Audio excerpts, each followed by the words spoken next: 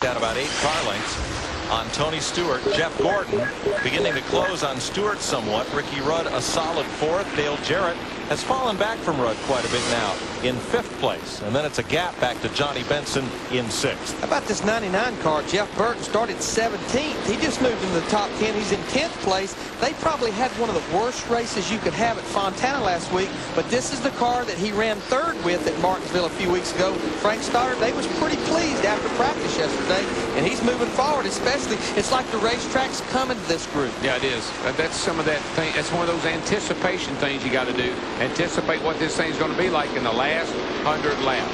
Hard to believe Jeff Burton's only had one top 5 finish this year. 3rd at Martinsville. And our pole sitter, he's kind of drifted back through the field too. Mark Martin, I don't think his setup was maybe good for the track changing. How about it, Matt? Do you know anything about that? Well, DW, I walked down to the 6th pit, and it's so tough to hear down here being the first pit stall entering turn 1. So I wrote on my notepad to Sean Parker, the car chief, are you loose in or loose off? And he crossed it out and wrote, we are loose everywhere. Mark is just trying to hang on. Kenny Schrader, Bobby Labonte battling for 14th and 15th place. Right behind Martin.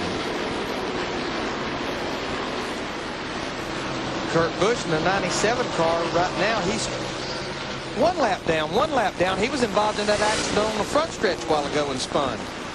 Casey Atwood, another car involved in that accident, is still on the lead lap, trailing this pack. What a run that rookie's had tonight. Yeah, he was in that wreck, but it didn't get a lot of damage and was able to keep going. Haven't said a lot about the 40 car, Sterling Marlin, but he's right there in 12th spot. And again, sort of the leader of the Dodge Brigade. This group, they changed a lot on this race car last night and today. They were not happy at all after happy hour. But he said, you know, we ran good at Martinsville with this car. We wasn't good. We was not very pleased with happy hour at Martinsville, so maybe we're going to fall in the same category. And he's sitting here running in 12th position. And at 12th, he is the highest placed Dodge in the race. Andy Houston has made repairs. His crew has made repairs. He is back on track. So the only cars in the garage right now are Ricky Craven, who came back on track and has returned to the garage. Terry Labonte and Bill Elliott's cars are being worked on in the garage. And Darrell, it's not unusual for about 35, 36, 7 cars to be running at the end of this race. Oh, no. This attrition's usually not that high here other than bent up sheet metal. Yeah, it's not unusual for 32 of those 37 to be pretty well banged up. Oh, yeah, they've always got a lot of damage on them from collisions that they've been in. But the teams have gotten so good about getting these cars back in the race and keeping them on the racetrack. They make repairs and get them back out there because everybody's thinking about the points. And I tell you, Tony Stewart is getting a little bit closer to Rusty again. Yeah, Fox Track shows that he has cut Wallace's lead in half since we came back from the last break. Wonder if he'll be a little more courteous when he passes this time. Wonder if Rusty will remember what happened the last time he passed him. We've been on a fairly long green run. They'll start catching some lap cars here. Certainly will make a difference as well. These are all things that, as a former driver, I wonder about. Darrell, drivers don't hold grudges, do they? Well, some seem to have better memories than others.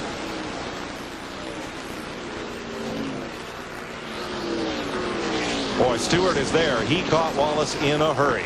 Just where he was so strong earlier, he's strong off the corner, on the exit of the corner. Stewart tried running a few laps down at the bottom of the racetrack and then went back up top.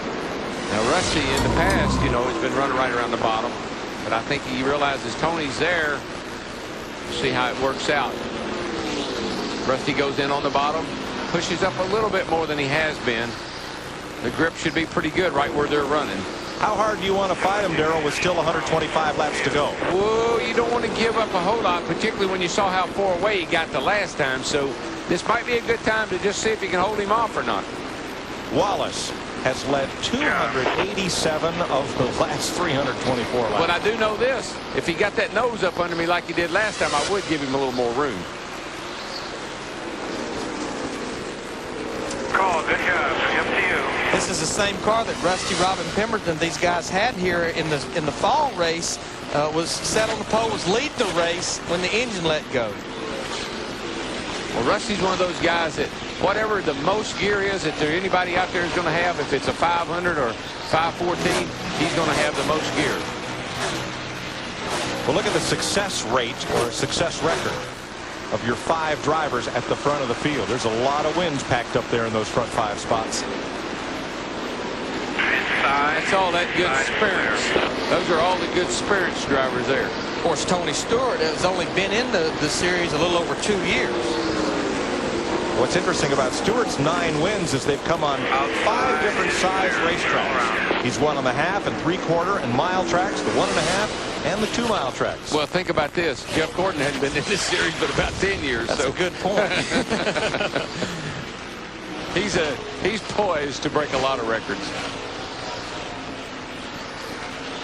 121 laps to go at Richmond International Raceway. Rusty Wallace and Tony Stewart just about a car length apart, with Jeff Gordon a further half-second back. You're watching NASCAR on FX. What is it, boy? Somebody stuck in a well? Wendy. Wendy's stuck in a well? No. What about Wendy's? Your bacon mushroom melt is back? Nice. Come on.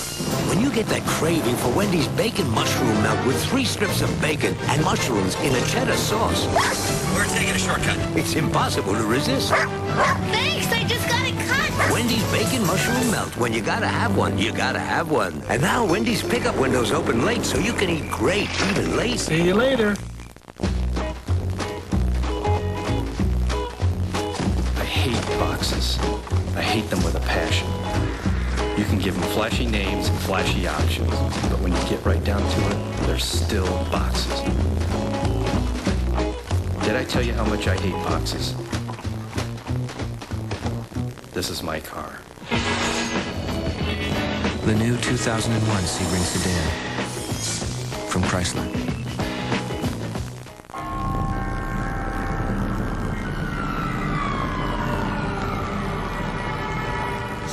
It didn't have to end like this.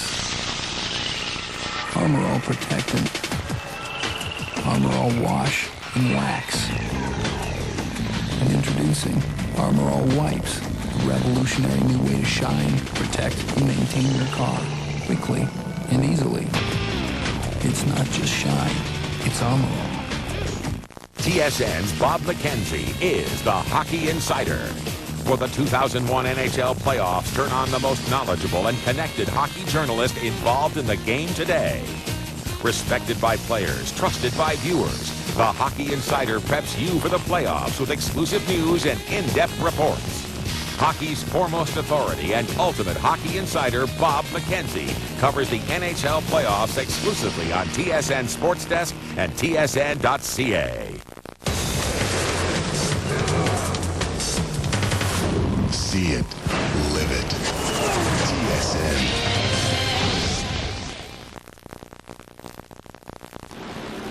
For under caution for the 6th time tonight, these are the lap down cars pitting.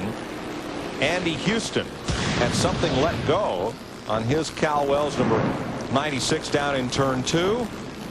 Might have put a bit of fluid there. You see it coming out the tailpipes and all over, so caution came out and pit stops for the leaders.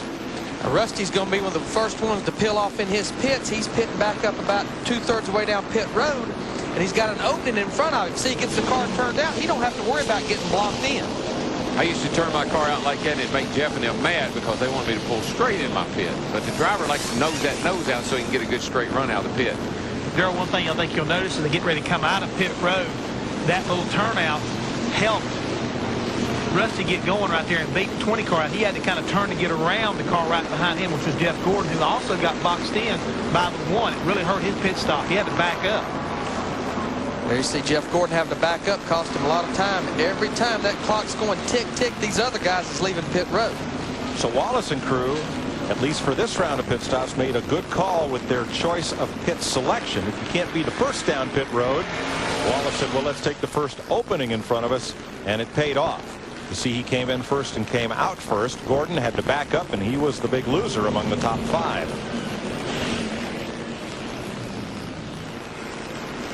Let's get set for this restart. Still 16 cars on the lead lap. And they're not quite, I don't think, Larry and I talked about this, in their pit window. They may be able to. Some guys can stretch it this far.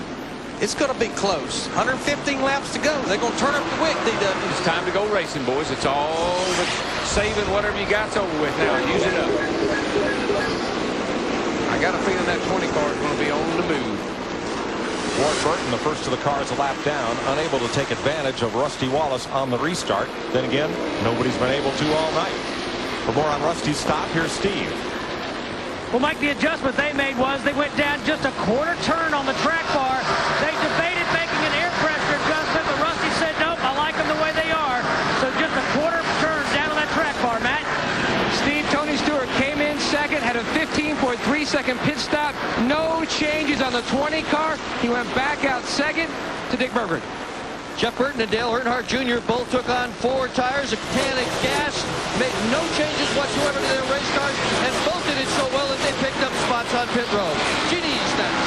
Well, Dale Jarrett has been complaining of tightness most of the evening here. They were debating a track bar adjustment, but went with that right rear tire pressure adjustment again. This time, taking a half pound out. He did take 4 tires, gas, and this pit stop going much better as crew chief Todd Parrott stood on the wall and cheered his guys on. Second place, Ricky Rudd takes it away from Tony. Boy, Ricky was really getting off at turn 4, and he's been putting that nose underneath Tony. He finally got by him. Boy, Darrell, one thing I noticed through our pit reports there, these guys, they're getting down to fine-tunage adjustment. Quarter turns on track bar, that's like a 16th of an inch. Half a pound of air pressure, that's like 5 pounds of spring rate. Not very big adjustment. No, so most of these guys are pretty good. They don't want to make any big adjustments. They just want to try to tune her in so that they can go to the end. Stewart backing up. Here comes Jarrett on the outside. It's not uncommon to see Tony's car not real good on a restart, but then really get good as the run goes along.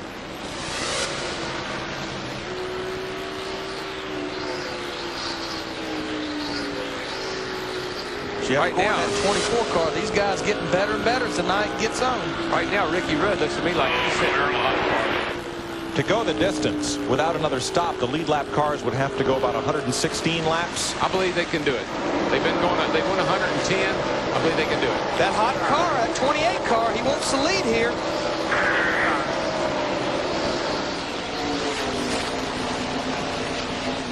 Well, that change really worked on Ricky Rudd because on the last couple of restarts, he had not been very strong. Here's where he's really good, right out turn 4, right around the bottom, really accelerates up out of that corner. Rusty Wallace, he's not ready to give it up. Running that high line about 2.5 lanes up. He'll get upside of him over there, but Ricky's got the bottom and should be able to come up in front of him. No, he's going to be a little cautious. Off of this corner is where Ricky's really been good. Right off the bottom, he really clears Rusty right here. Rusty fights back. Kind of interesting how Rusty's changed his line because he was committed to the bottom, but now he's around the top and running a little better. I'm watching our score monitor. Even these guys running side by side, they're still about a 10th quicker than the 3rd place car, Dale Jarrett. Now Rusty has the edge at turn 4. Yep, making that outside work for him. You get that thing down on the inside unless you really got it where you can get back in the throttle hard. Takes a lot of power to pull up out of that hole. Yeah, buddy.